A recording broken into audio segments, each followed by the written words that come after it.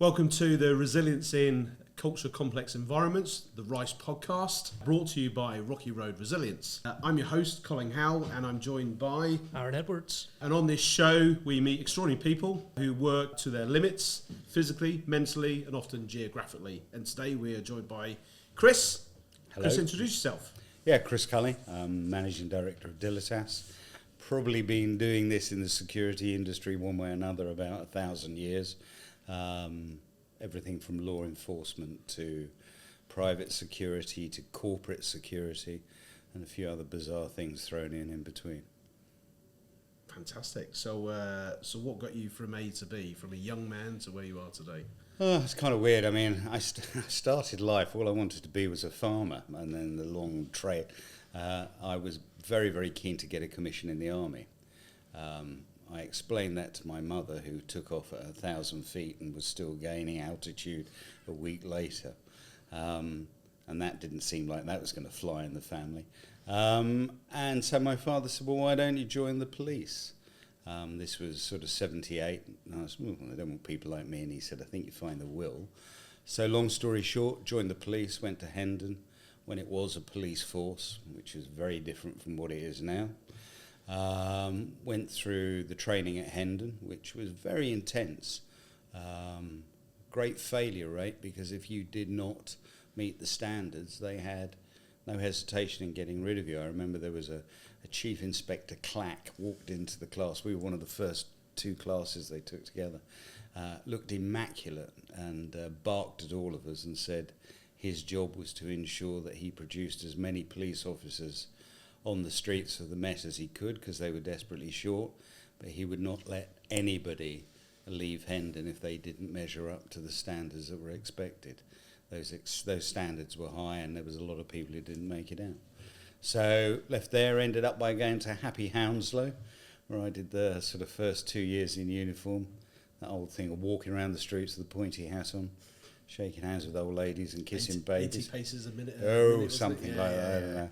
But generally getting out on the streets and nicking people. I was a born thief taker. I think I was the only probationer that ever went through the Met that never did any traffic process, which was quite infuriating for my reporting sergeant, because he was a black rat, a traffic patrol officer.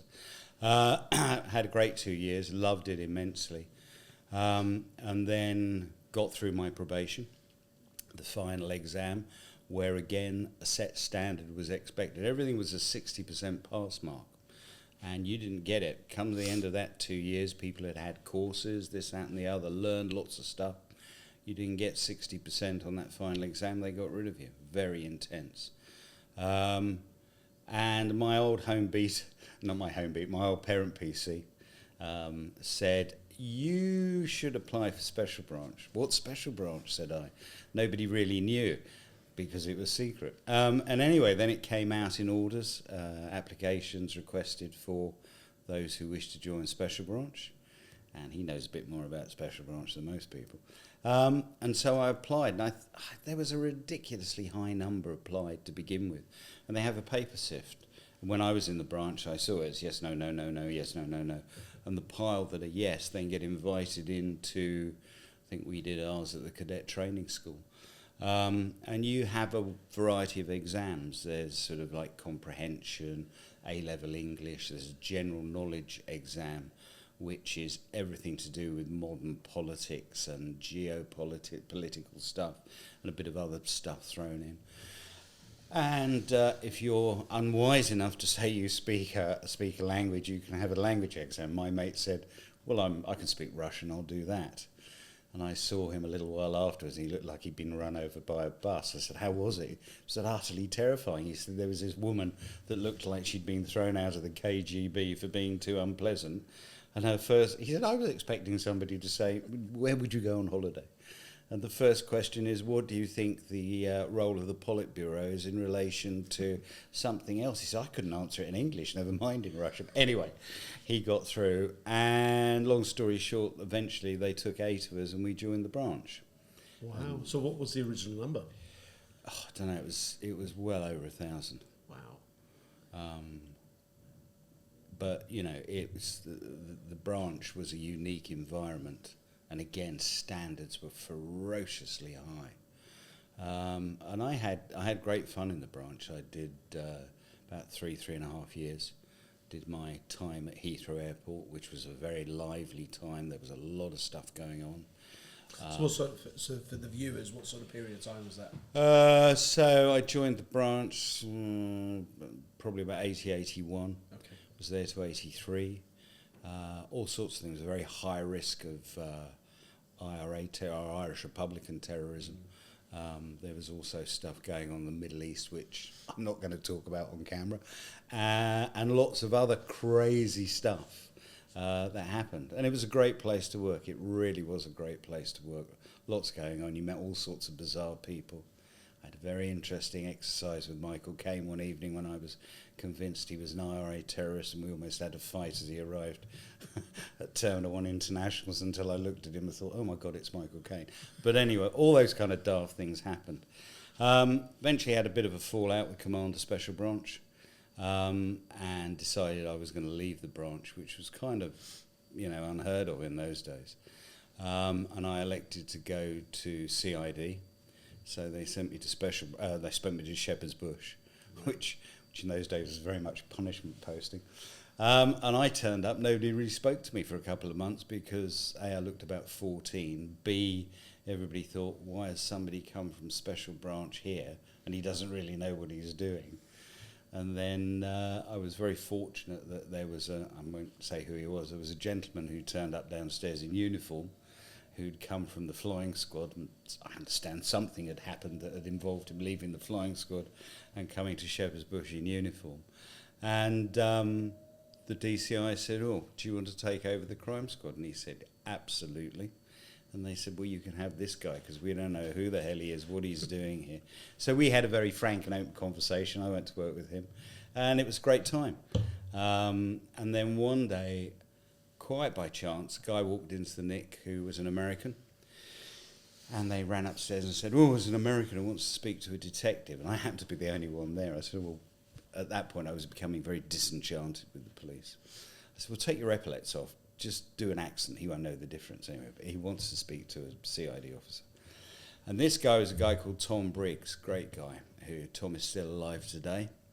And Tom was a retired full colonel from the American Army, spent most of his life in Black Ops.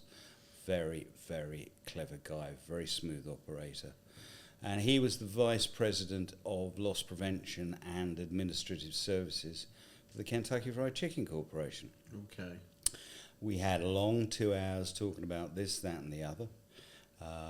Talked about my father had retired to the States. My stepmother was American, so I could speak and read the language in 2 or 3 dialects, which is always helpful.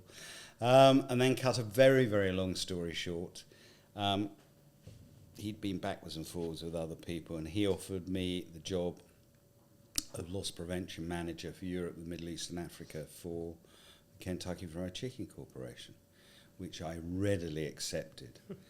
So this is when Kentucky Fried Chicken was called Kentucky Fried Chicken, yeah, right? before it became KFC. KFC, Although yeah. everybody referred to it as KFC. When somebody said it a little while ago, well, there's nothing new in that. So I had the last month in the job, which is another episode all on its own, especially the last week when they elected to give me what they thought was a little bit of a punishment. And they made me night duty for F District. So they took the most disaffected police officer in the history of the Met, and they made him the senior CID officer for F District. And that was a very interesting week, that was, let's say, but that's another story for another time. Anyway, went to America for about 3.5 months, had a training program that was phenomenal.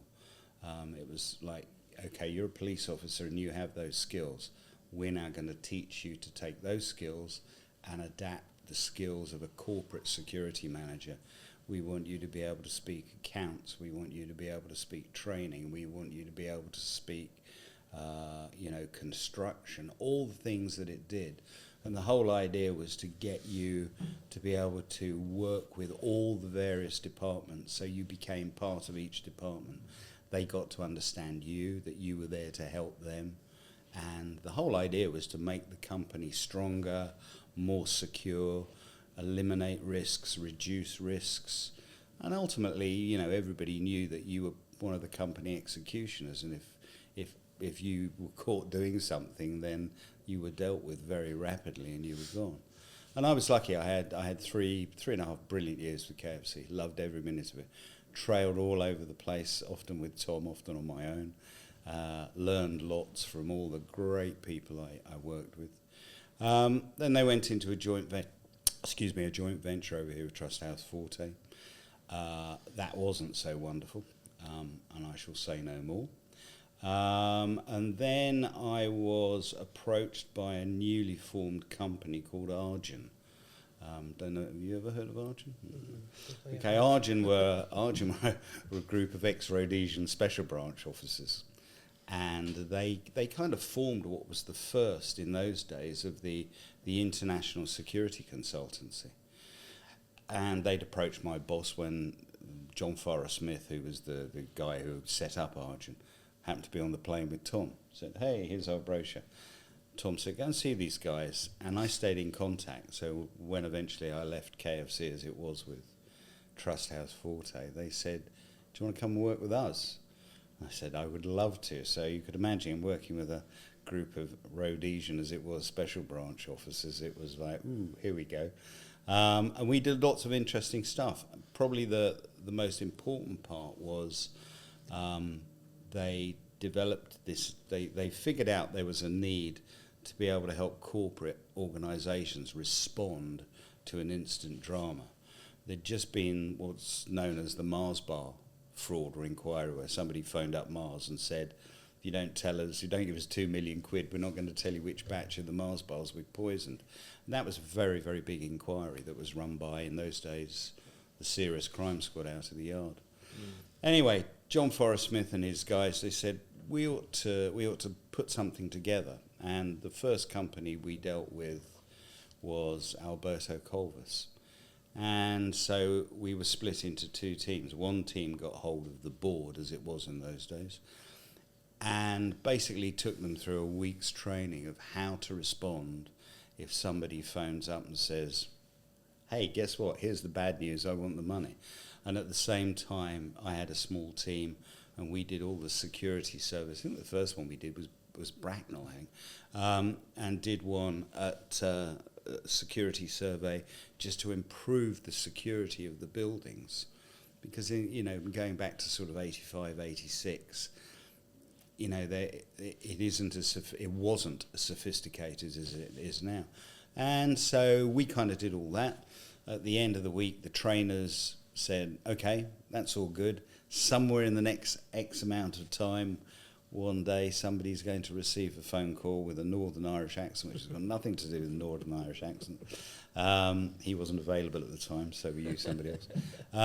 And sure enough, one Saturday evening, the chairman's phone rang, and a voice said, there was a code number that they were given to know that it was a test. So, okay, this is a test, blah, blah, blah, blah. We want X million pounds, or we won't tell you which set of hair shampoo. I can't remember what it was exactly. And so everybody went, oh, here's the exercise, let's go. And they all got down to their headquarters. And I think it took them several hours to figure out how to turn the button to take the telephone system off night shift so that everybody could see it. Because if you remember, in those days, the receptionist would flick a button and they came in and they ran it. So there was lots of things came out of that, and it was very much at the very beginning. It's just like a gap analysis for business. Yeah, and it was the very beginning of that sort of crisis management, business continuity thing that slowly became more and more sort of part of everyday business in the corporate world and smaller businesses. And I took part in a lot of those, helped develop them, action them, which is always very interesting. And then I left Argent, went off and did some other things again in the security industry, but at a much lower level. came back to London, was looking for a job, and when I'd left London, there was about 15 people that did what I did. When I came back, there was like about 4 million, and everybody had retired from the police, everybody had retired from the military, everybody set themselves up as an expert, and so I did lots of work, sort of wandering around with different people, acting as a consultant, lots and lots of different businesses. Very interesting to see how people dealt with what they thought they had as a problem, what was a problem and how they dealt with it or they didn't deal with it, and very interesting. And also starting to engage with a lot of very senior people who didn't really think it was their problem to deal with it, and why are you telling me what to do because I run a £20 million business, you know. So that sort of arrogance streak which tends to run through, I think, anybody that's worked in corporate security will have experienced it. Then I went to work for one of the big 5 accountancy firms as the London security manager, which was an interesting time. There was lots of things happened there, which I'm not going to talk about here. But I spent 4 years there. One of the things we did was I was part of the team that developed, although it was underway when I got there, a crisis management plan. And it had been made as complicated, I thought, as complicated as possible. And to be fair, there was so many different business units within a big accountancy firm that really kind of stretched across the world.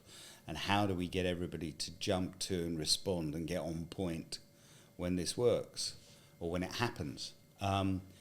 And I kept saying, I don't think this is going to work because we're making this too complicated. And there was a number of layers that it would drop down when somebody pressed the button. Subsequently, I actually enacted that plan 3 times, and it only went down about 2 or 3 levels before the thing collapsed because everybody got their phones turned off, nobody was here, blah, blah, blah. And it was a very interesting experience to see how something that had been originally or allegedly well thought through, with everybody in the business sections having their own input, failed very, very quickly.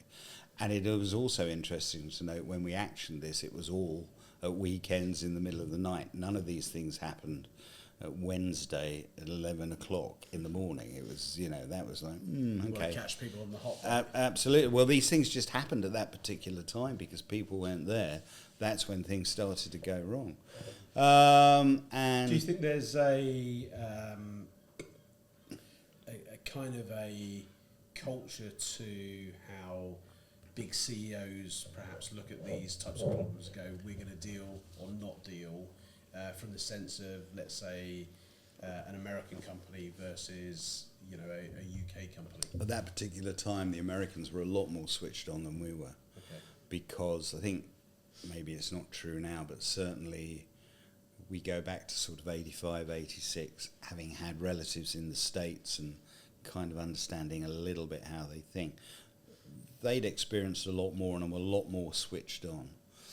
And there was quite clearly a divide that I could see where senior people just thought it was all too far below them. And I remember having one senior... This is in the UK. I remember at this particular firm, when we'd uncovered an Iranian intelligence officer, and that's another story for another time, where and I tried to explain to him what he got, and he said, just go away. He said, all you people live in fairyland, I've no time for this.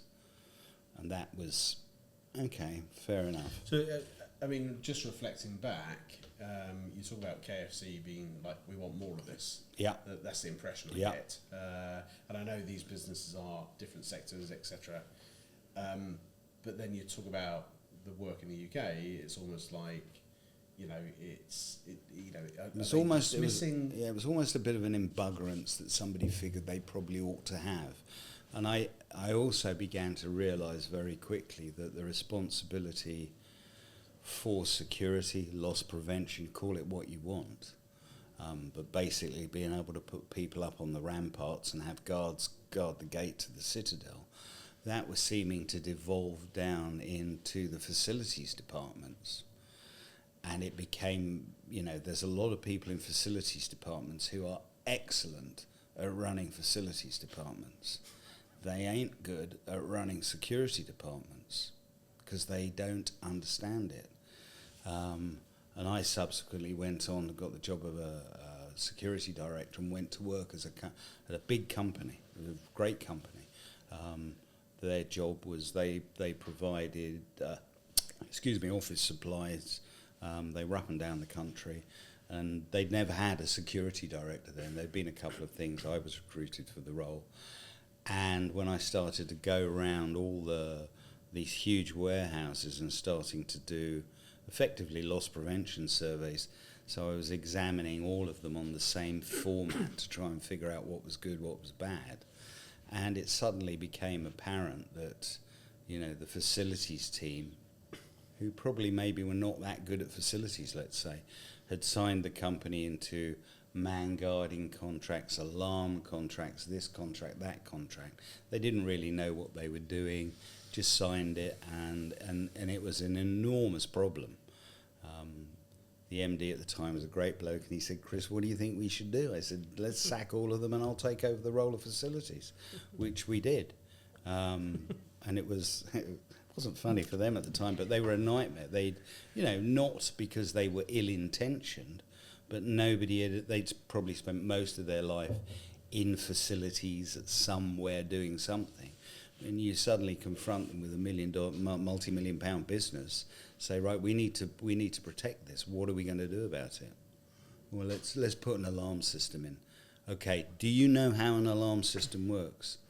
Well, you press the buttons and those things go off, don't they? And then, no, it doesn't work like that. Again, fortunately at KFC, I'd been sent off to work with the big alarm company, so I understood the basics of how it works. So, that was becoming a real problem.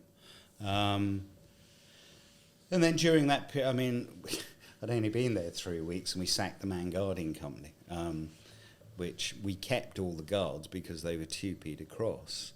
And I sat them all down and said, look, things are going to change now, because man guarding is one of those things where people are just, it can be a terribly tedious job. But if you get guys involved, you get them working, they become like little loss prevention units. They may only do a little bit, but you add up lots of little bits, it becomes something quite big. And I needed a company to help me with that, because my job, I was the security director. I'm not there to run man guards, although I knew how to do it because I'd had a very big contract at the accountancy firm I'd worked at. So I spoke to Pilgrims, who I'm sure everybody here knows.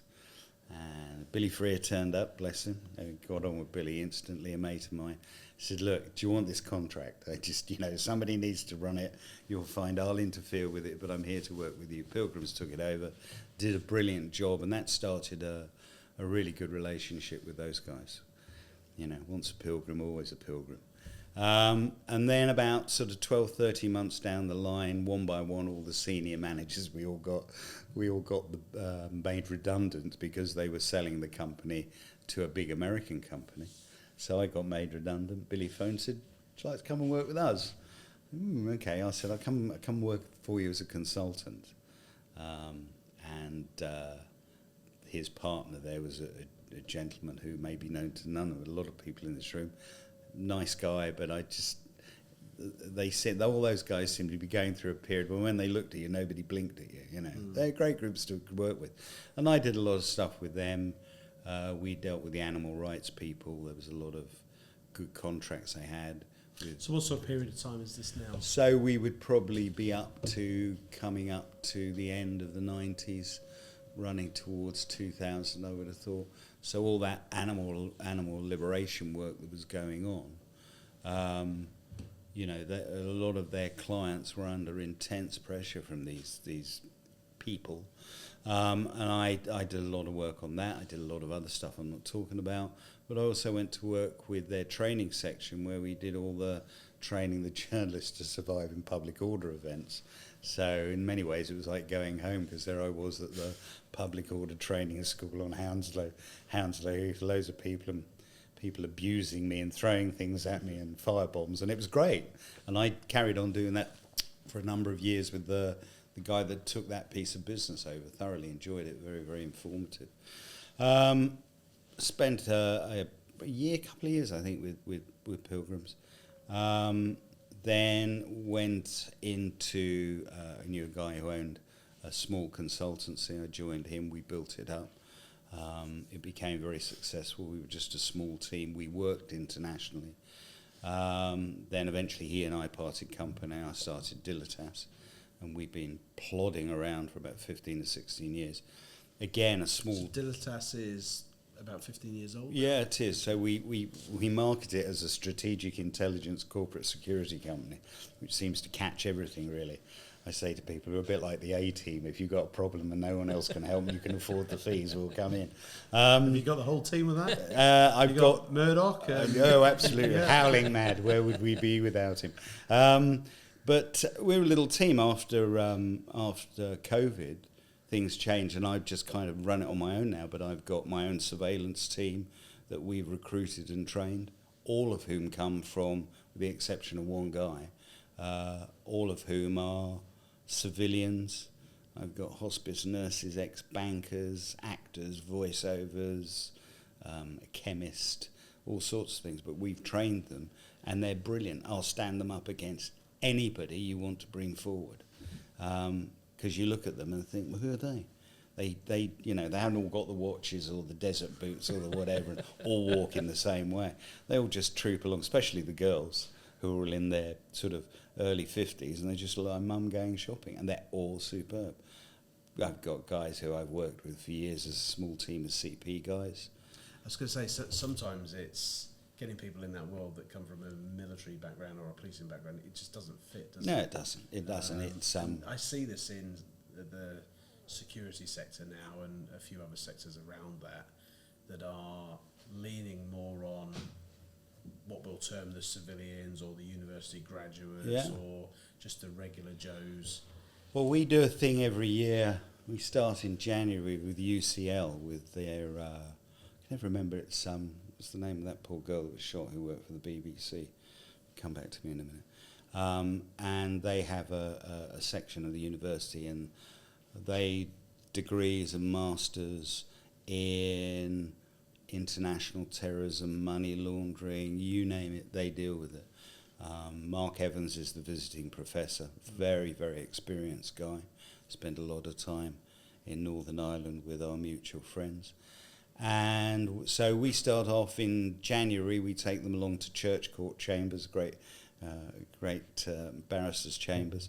And we have one of the barristers, His Honour Judge Witcher, who talks to them about, it doesn't matter what you do, where you go, how you do it, you've got to have legal backup, because in this day and age, if you have not got legal backup, I don't care who you are, be advised trouble is coming, usually in the shape of him or somebody like him.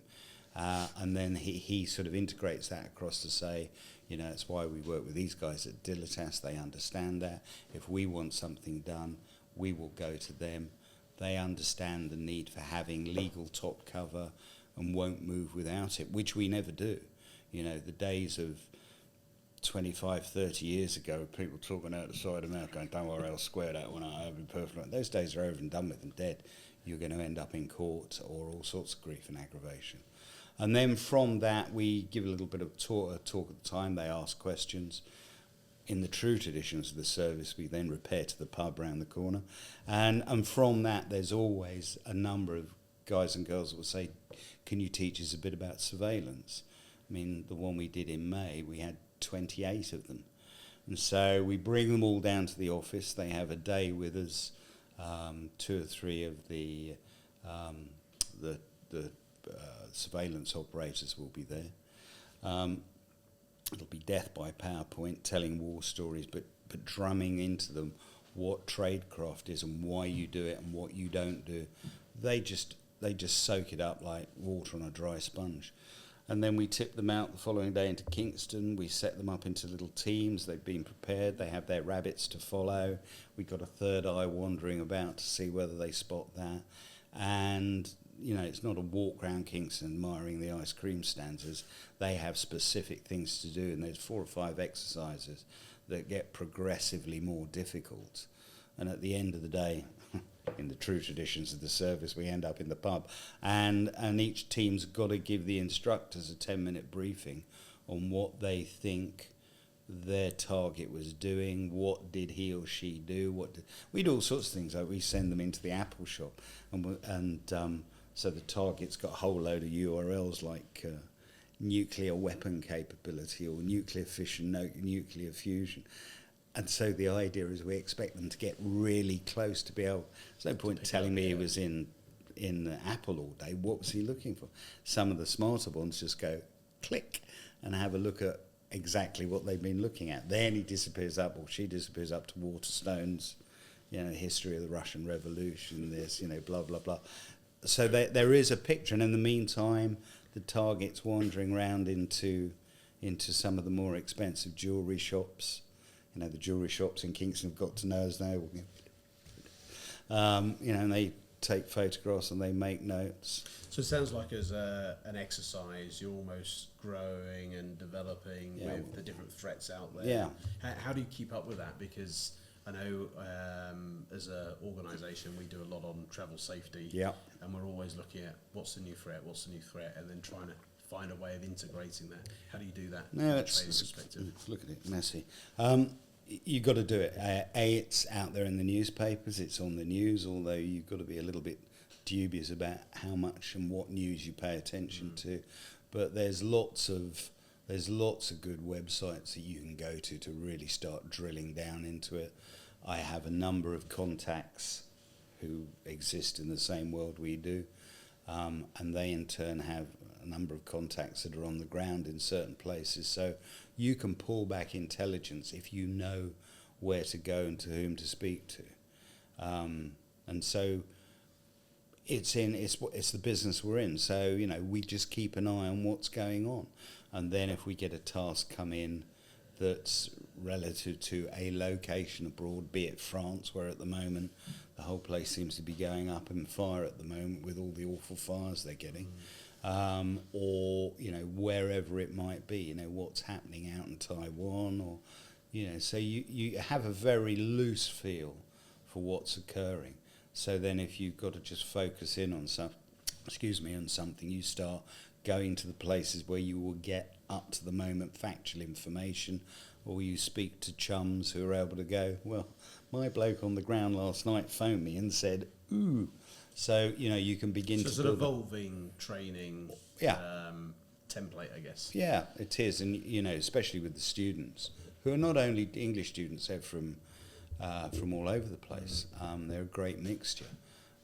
Convincing them, dump your social media, have nothing to do with social media, use LinkedIn and use it professionally, but otherwise use Uncle Google and allied places to find what information you can find, develop contacts, use those contacts. It's not rocket science, Mr. Gagarin, but you've got to that's the business we're in. If you're not doing it, you're in the wrong business. And so that's that's what we do. Sort of thing. Looking back over your long and illustrious career in security, Chris, I think a good way to develop some of what you were saying is to think about the good practice you saw, the bad practice, and the really ugly practice.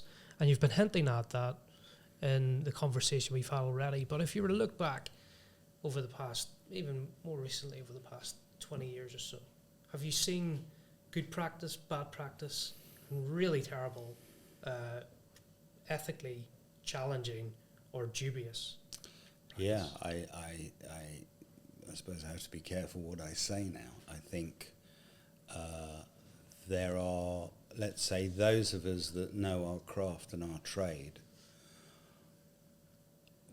we should be in the position to teach others and help others and teach them the right way. There's a number of things that go on out there that I just truly despair with, where people say, oh, well, we'll do this. I had to attend, much against my will, but I had to go for my 3-year renewal with the SIA. The training was pathetic, absolutely pathetic. There's too many academics have climbed into it, with no disrespect to you. You know, there's a lot of academics, certainly from some universities, that say, most of whom have never thrown a Tupperware party in anger, are dreaming up ways of how you do it. I mean, when it came to the self-defence bit, it's just like, really? You know, that's another problem you see with the police force nowadays. Everybody's so worried about upsetting the person who's the villain because, well, he might not like it. Well, yeah, he might not like it, but if he doesn't want to go out in the streets and, you know, do naughty things, don't be expected if he gets met with the full force of law and order, which we don't sort of have anymore. And that's dissipated into all sorts of areas. What will happen in the next 10 years, I don't know, because most of us are slowly becoming the dinosaurs we never thought we would be. And, you know, we're not going to be in a position to hand our skills and our knowledge on. I had a young guy that worked with me, I won't give you his name, great guy, got a degree, very sharp, I think you know him. And, you know, I just loved having him with me. He just wanted to learn. We taught him lots of things he's never going to learn in a university or a college or whatever. And I remember some little while ago, we were at New Scotland Yard and there was a detective chief superintendent there. I think his mum had let him out for the day or something. And he was going on about burglary and what you do with burglary and what you don't do. And I said to him afterwards at the drinks, I said, tell you what, you get your 2 best burglary teams anywhere in the country, anywhere in the Met, and I'll take this young man and one other guy and they'll run you to ground. Because he's been taught the old way and he knows what to look for and he knows what he's doing. You know? What's the missing art that this generation, in your opinion, has lost that the older generation have? Well, all the old dinosaurs have gone. There's loads of them, and there's what is it about those old dinosaurs that is gone? What is it that's missing today? The thing that's missing today is, you know, just swing the lamp, throw another cadet on the fire, isn't it? It's, you know, in the old days, dare I say, you had police officers that maybe for the first 4 or 5 years of their life, they walked the streets. They knew where their people were. They got to know the locals. So community policing. Yeah, right? well, as community policing has all this kind of like groovy something or other about it. All police officers should be embedded in their community. There was the home beat officers that had specific beats that they would really look after. But the police officer that walked down to the back of the police station and had whatever beat it was, he wanders down, he's saying hello to people, talking to people. He knows who the villains are. There's Billy Whiz. What's he doing in that car? He doesn't own a car like that, make a note. That information would all go back to something called the collators. I don't think they have it anymore. You know, and of course we had these things called police stations, which are fascinating environments. They were big buildings when all the police officers and all the allied support people lived in and were there 24 hours a day, 7 days a week. They don't exist anymore. You can't communicate with the police. You can't walk into the police station and go, I think the bloke down the road's got cannabis farm, or whatever it might be. You can't stop a police officer and go, excuse me, I think so-and-so and so-and-so, because most of them don't know how to engage with you.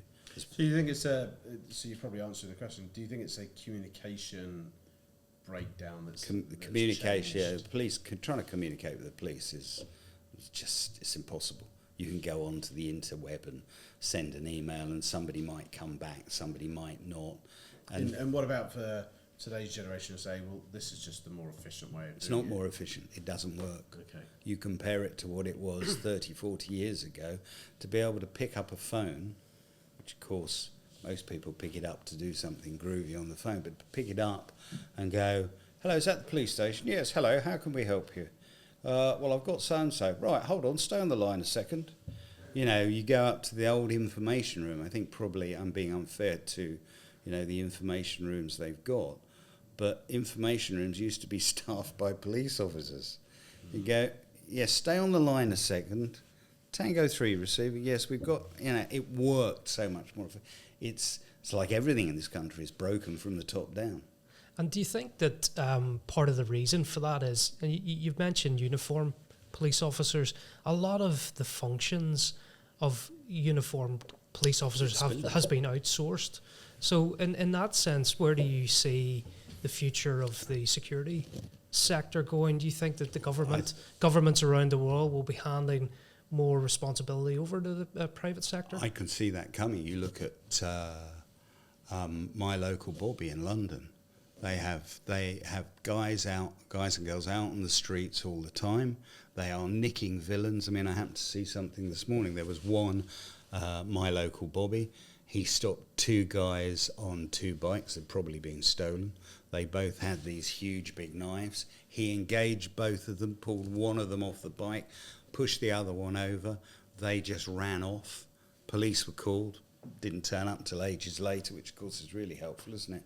And my local Bobby, the company, I think it's Bob McKelvey, I hope I haven't got his name wrong, but they've got a team of detectives that are now working on it to find out who it is, to take them to court through a private prosecution.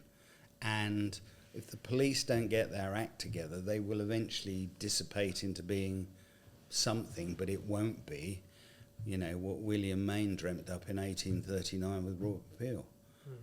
And that's where the security industry, with its skill sets, its knowledge, the people you've got out there that really know what they're doing, that's their chance to rise into it. But do you think there's a risk of that not being done to the level of effectiveness that it needs to be done? I don't know, that's a good question. One would hope it would be, but... And then I suppose the other question is, do you think one organisation or one department, I say loosely, should manage that, i.e. the SIA? No, I wouldn't give anything to the SIA, quite frankly. I think the SIA has done more damage to the security industry, certainly at man guarding and what have you. You look at the quality of the average guard on the street or guard working. No, I just think the SIA has nothing really to blow its trumpet about at all. And I could sit here and tell lots of stories, but I won't because... But I mean, it's one of these where SIA have had a bad reputation, do have a bad reputation. Equally they're being past opportunities like Martin's Law, which is something that's being bounced around at the moment, and we'll wait to see what happens with that. And we'll still get bounced around. Yeah. I'll give you an example. But if you were to run the SIA. Do you think that as an organisation should exist, or do you think it just needed to be done better? Do you think we need an organisation like that? To be able to improve the quality of what you've got, yes, unquestioningly. To provide a service to the commercial security. I mean, one of the things the SIA should be doing is providing the facility for people, like me, who've got a long history in security, blah, blah, blah, to be able to walk into a police station and go, there's my SIA licence. Yes, I'd like to do some vehicle checks and a CRO check. Now, why can't I do that? If I own a car park, I can do whatever it is that goes on with the DVLA and I can get all your details. But if I'm running an investigation like a big fraud, because the police don't run frauds anymore, they give it to action fraud, or as it's known in the legal profession, inaction fraud, right? So I should be able to go into the police station and say, can you give me, I'd like a check on that car. Now, clearly there's got to be the checks and balances, but let's not go overboard so it just doesn't work.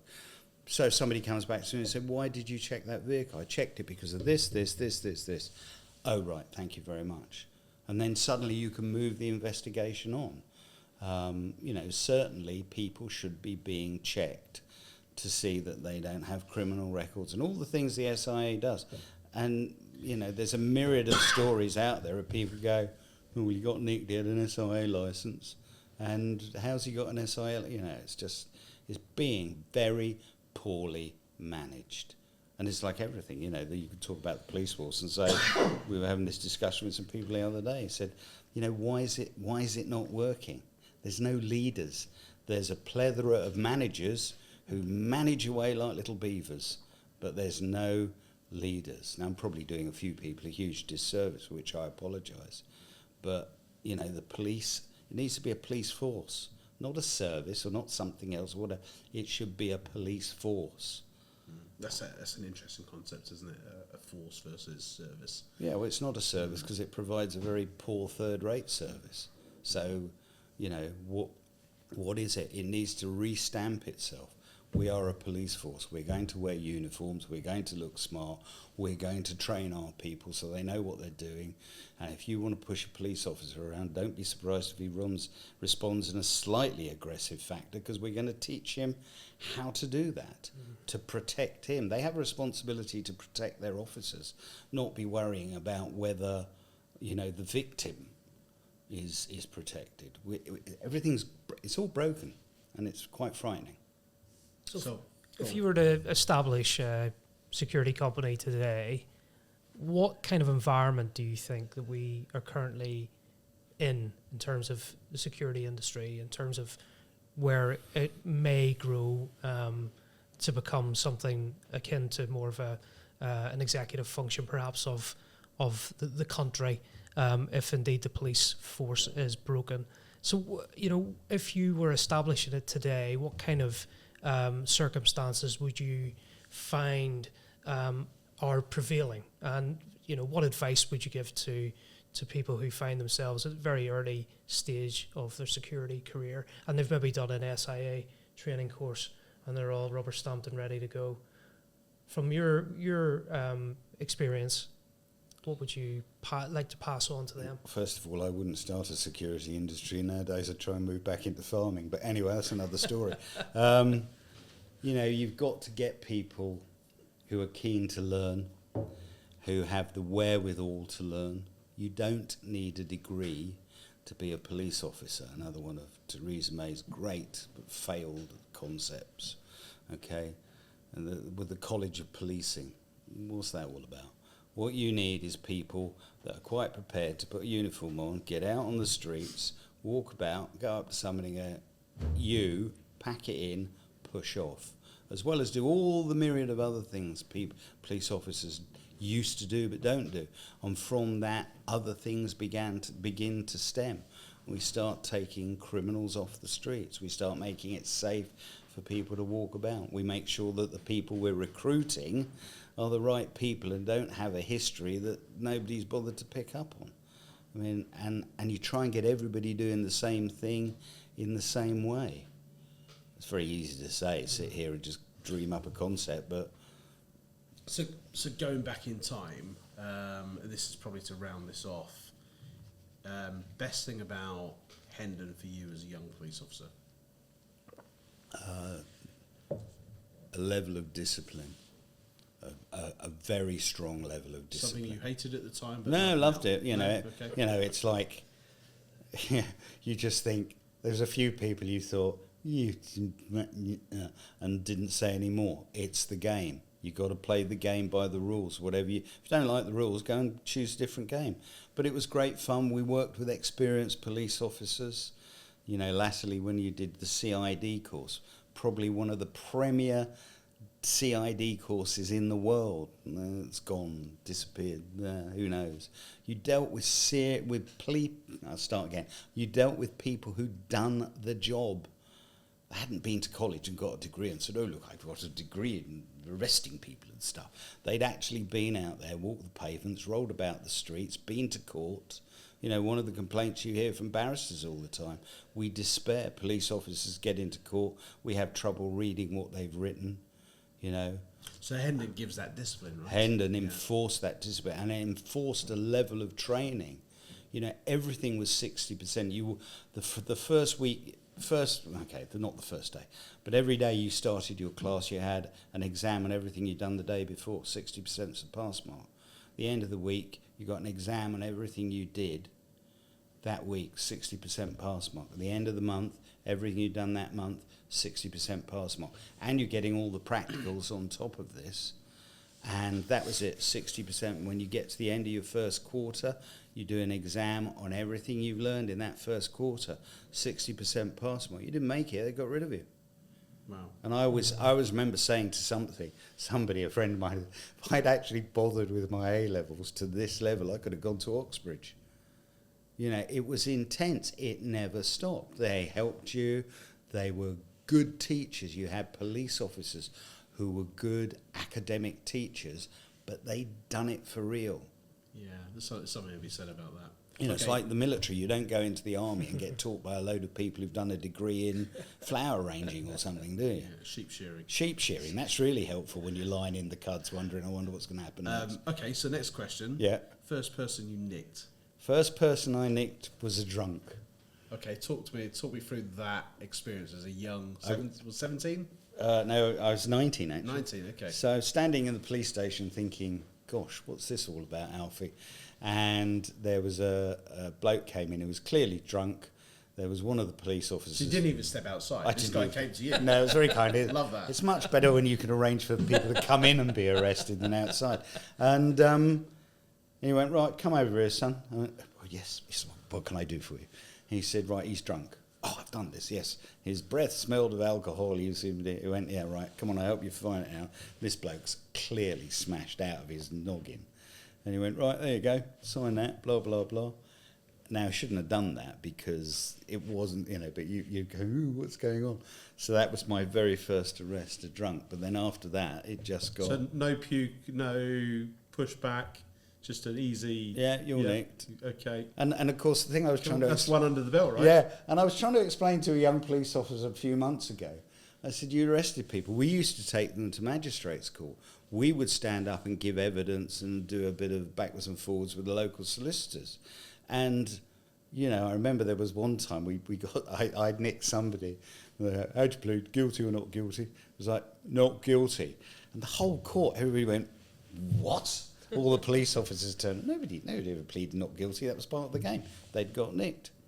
They'd done it. They got caught. They got nicked. Most people pleaded guilty, or went up the road to the Crown Court. Then it became a slightly different matter. But going to court was all part and parcel of it. You learned, your skill sets grew, which meant when you were on the streets doing what you were doing, you improved those skill sets. So you were learning to close all the doors down that corridor. So when you got to court, I tell a number of stories where, a barrister asked me a question one day that had happened at the magistrate's court. My parent PC nudged me and said, watch what is about to happen. Have you ever told a lie, officer? This poor PC had got about 3 weeks out in the street. He got decimated. He said, have you ever told a lie? Frequently, but never when giving evidence in court. But 2 months later, I was at Kingston Crown Court on a matter, and I was one of 5 or 6, and of course there I am in a uniform looking about 13. So, officer, let me put it to you. My client says you're lying. Have you ever told a lie, officer? Frequently, Your Honour, but never when giving evidence. You see the barrister go, okay, right, let's move on to that. And it's all those skills. They do not know them now because there's been nobody there to teach them. Okay.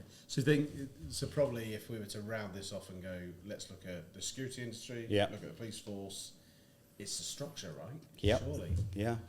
The structure to be able to pass on that knowledge from one generation to the next. Absolutely. And if it was done right, they could work together so well. The police like to trumpet this thing, can't remember the exact phrases, you'll probably help me, the police family, where we all work together. No, you don't. You go up to the police station, go, look, I'm trying to do that. No, I can't help you. I'm just trying. No, I can't help you. Oh, thanks a million. Appreciate it.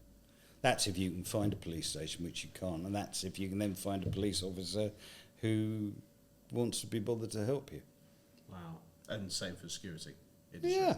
So there's so much that could be done if we were all brought together in a really meaningful way.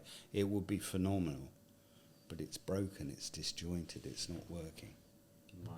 So You'd agree with that? I think it mirrors the constabulary model across the UK.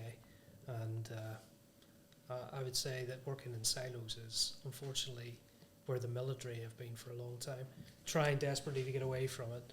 But it's a worldwide phenomenon. It's not something that's going to go out of fashion. I think that there are times and places when that's necessary, but I think in today's world, when we should be all one company, which is military phraseology, that they tend to keep people divided and subdivided and subcontracted, and that's why I brought up the question of whether some of these functions will be outsourced, because it's fairly obvious that in the military and defence world they have been. But in terms of policing, people are crying out for everyday proper community policing, because that's where the legitimacy comes from. And if you don't have that, then you have the real stirrings of trouble, you know. And the single most important resource any police force has got is a bloke in a uniform standing on a street. You know, they used the old Pathfinders thing down at Colchester. If you go into their mess, there's this great phrase, and I can't remember, that says, "We are there to put boots on the ground," I can't remember the word, but basically we're on the ground, we're there, we're on the street, we're engaging with people. That's what police officers used to do, and it works. When you get security people from the security industry who do that, it works really well. But if you've got people that go, I'm only here for another 4 hours. Wow. So, Chris, it's been great. So I'm sure we could do this all day. No, it's been absolutely fantastic. And we didn't talk about rugby. No, it was only if my career only lasted 7 minutes, I wouldn't worry about it. It's been great to have you on, Pleasure. Chris. Thank you very much for coming along. It's been a delight, gentlemen. Thank you very much indeed. Wish you the best of luck. Thank you very much. Okay. So, super. Excellent. We can shake hands now. Yeah, that's all right. Thanks, Chris.